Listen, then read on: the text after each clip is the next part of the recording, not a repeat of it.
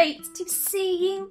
Welcome back to Story Time with Karen, your fun corner of the internet, where we use our magical powers to bring amazing stories to life. Today's story is the world's next greatest book, written by Alycia Schneedle. This book is all about a very clever little boy named Barry.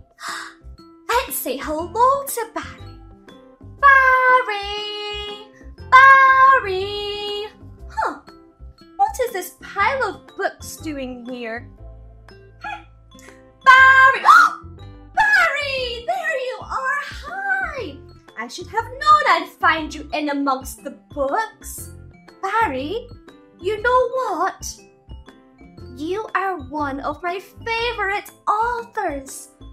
Do you think you could tell my friends and I the story of how you wrote your very first book? Yes, Karen, it would be my pleasure. I'm so excited! Okay, friends, let's use our magical powers to bring the story to life. Clap your hands. Now clap louder. Clap faster. That's it, you're doing great. All right, everyone, hold on to your imaginations. Here we go. This is a story about a boy named Barry at his most favorite place, the public library, with its shelves and rows of stories stacked high and books about everything.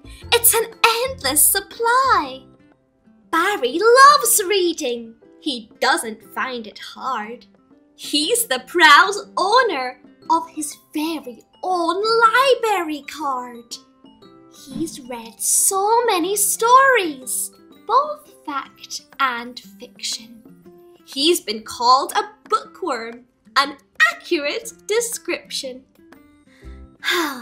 There's nothing better to Barry than a good long book that transports you to another world right from the hook. One rainy morning at Barry's most favorite place, he was reading a story about outer space. When Barry was finished, he closed the cover and returned to the children's section to select another. He searched through the books on the 5 shelves stacked tall and suddenly realized he had read them all. He searched high and low in every direction, but he'd read everything in the children's books section. Oh no, he thought, this cannot be true. If I've read all the books, now what will I do? He turned back to the shelves to look for more. When he found one he was sure hadn't been there before. It was the very last book on the bottom right row. As soon as he touched it, it started to glow. The book had no title, just that strange glowing hue. It simply said, author, followed by you. How odd, Barry thought. What does that mean? He turned the front cover of the book that glowed green. But when he flipped through the pages, his heart suddenly sank. This book had no story. All the pages were blank. He looked back at the spot where the strange book had been, and that's when he spotted a bright green glowing pen. He stared at the word author. And then at the word you. That's when it struck him. He knew just what to do. He took both glowing objects and sat down at the table to write his own story, the world's next greatest fable. He sat and he wrote and wrote, then wrote some more. He wrote more than he'd ever written before, about a magical kingdom a hero defends with the help of a group of courageous young friends against a huge monster while on the quest for treasure. It was fun and scary in equal parts measure.